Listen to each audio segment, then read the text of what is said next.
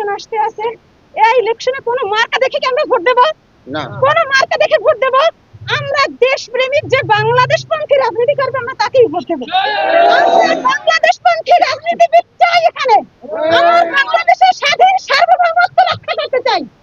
আমার বাংলাদেশের স্বাধীন সার্বভৌমত্বের উপর যে আঘাত আসবে সে যত বড় ক্ষমতা সম্পন্ন হোক, এই বাংলাদেশ প্রেমী জনগণ তাকে টেনে হিঁচড়ে নামাবে।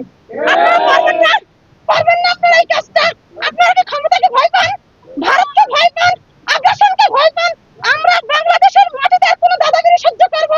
কোনো দাদাগিরি সহ্য করব না।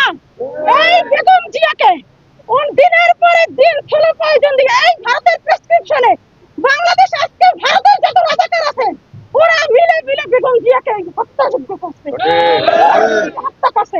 তারেক জিয়া কেন আন্দোলনের পরে তারেক জিয়া কেন বাংলাদেশে আসতে পারলো না?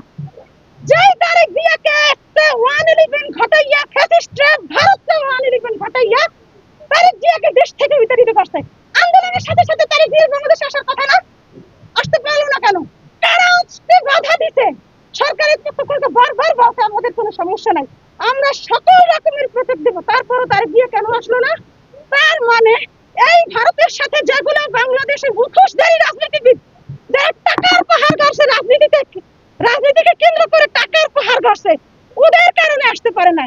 ওরা তারেক জিয়াকে বারবার ভয় দেখাইছে, এটা করতে হবে, ওটা করতে হবে, ভারতের সাথে নেগোসিয়েশন করতে হবে, আর নাহলে আপনাকে বাড়ি ফেলাইবে।